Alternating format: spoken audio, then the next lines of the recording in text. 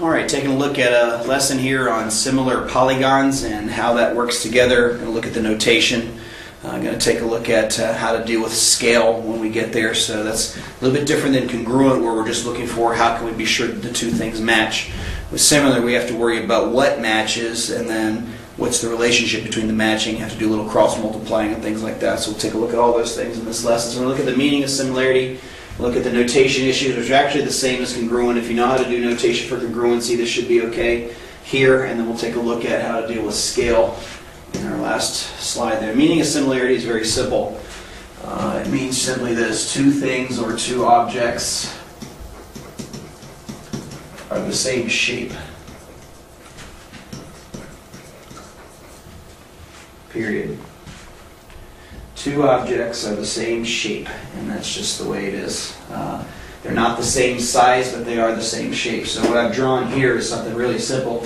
The orangey one there and the blue one, those are similar. They're squares. Squares are always similar, by the way. Circles are always similar. Spheres are always similar. Segments are always similar. There's a lot of things that are always similar. But in this case, we have squares. They're similar because they're the same shape. Shape is determined by the angles. Size is determined by the sides. So whenever you have two similar shapes, you automatically have angles that match. Now in a square, that's ridiculously easy because they're all 90 degrees all the way around. I'll draw something a little bit different here in just a second. This one isn't similar. The yellow one is not similar to the other two, even though it's the same kind of shape. Even though it has the same angles, its sides are not in the proper proportions. That's the other thing, is the angles are going to be the same, and the sides are going to be in a similar or a consistent proportion. So shape is determined by the angles, but these angles match these angles, but the sides are not in the proper proportion. So you can still have a situation where, yeah, the angles match, but they're not similar because you also need to have sides in the same proportion. All right, with that in mind, if I had this triangle was similar to this triangle, if this is 39 degrees, this is 39 degrees. If this is 81 degrees, this is 81 degrees, and that would make this one 60 degrees and 60 degrees.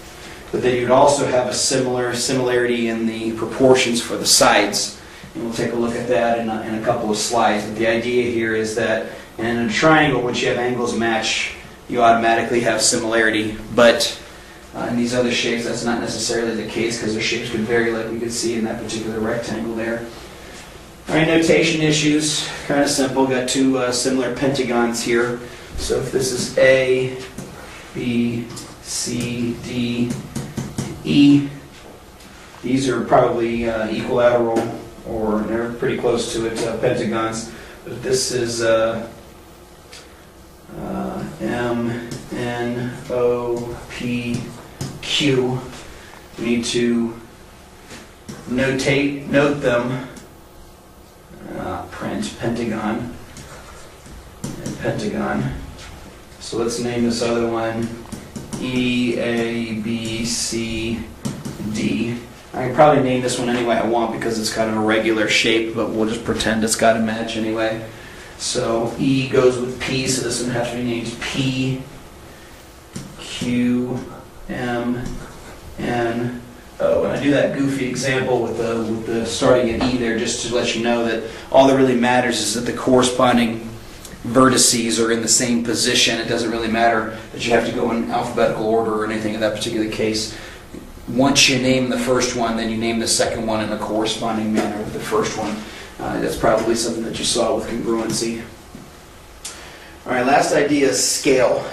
In order to come up with scale, we need to know two sides that are in corresponding positions and figure out what the scale is. So I'm going to throw some numbers on here.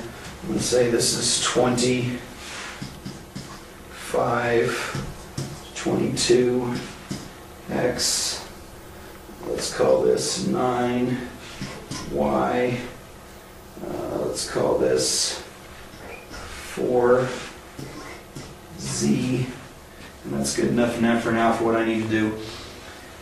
I have to compare two sides, two corresponding sides that I know, or two corresponding, actually doesn't have to be sides, be lengths. It could be the perimeter, it could be the height.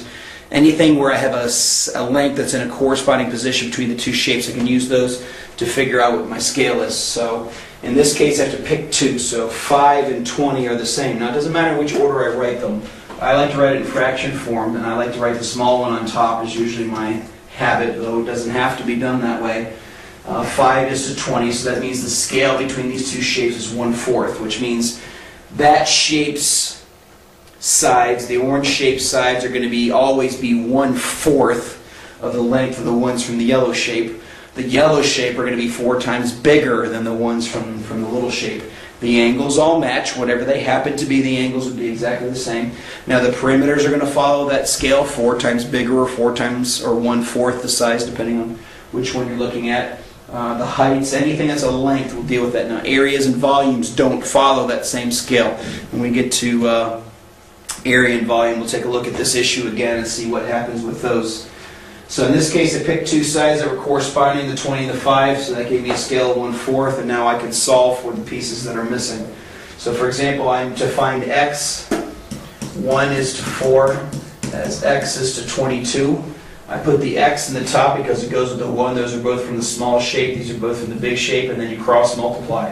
So 4x is equal to 22 times 1, which is 22.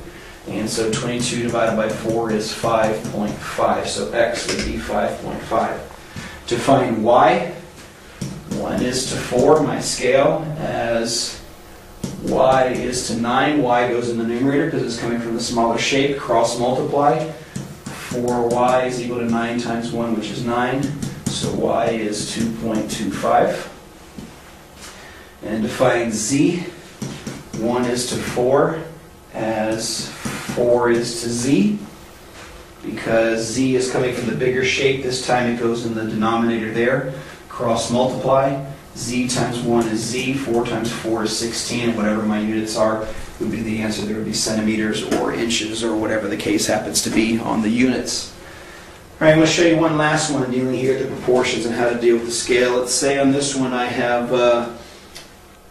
t minus 2, and this side, let's say, is 18. So I can set up my proportion.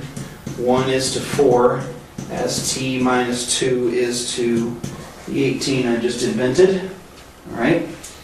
So again, I'm going to cross multiply. What do I do with this? Well, the 18 times 1 produces 18. But here you have to distribute. It's 4 times the numerator. So 4 times t minus 2 becomes 4t minus 8. So when I add 8, I'm going to add 8 to both sides, so that 4t is equal to 18 plus 8, which is 26. And therefore, t turns out to be 26 divided by 4, which is going to be 6 and a half. So my value for t would be 6 and a half. If I plug in 6 and a half, that means the actual length there would be 4 and a half for that side there. All right. So that's the value of t. Is the question asking for the length of the side, or is it asking for t? That's something that you need to make sure that you're aware of. Pretty simple little process. The scale, set up your scale, put the corresponding pieces in the numerator and denominator, cross multiply and solve is pretty much all you have to worry about. The angles, there's nothing to solve for. They're the same between the two. So whatever angle's here, it's the same as the angle there. Here we have to use our scale in order to set the proportion. Scale is also sometimes called scale factor. That means it's the number you would multiply or divide by in order to get there. Sometimes it's called that. Sometimes you'll see it written in ratio form, which is like 1 to 4 in a manner like that. That would also possibly be the scale. And the scale doesn't have to have a 1, by the way. You could have like 2 to 5 or 7 to 3 or something of that particular nature. And that's just how that works when telling you that this is the bigger shape and the smaller shape and what numbers to multiply by in order to get from one to the other. All right, so that's it about similar polygons. Showed you what they mean, how the angles work, how the proportions work between the sides. And we also worried about notation, so hopefully you can apply those things and get your stuff done. If you have any questions, make sure you talk to your teacher. Until next time, see ya!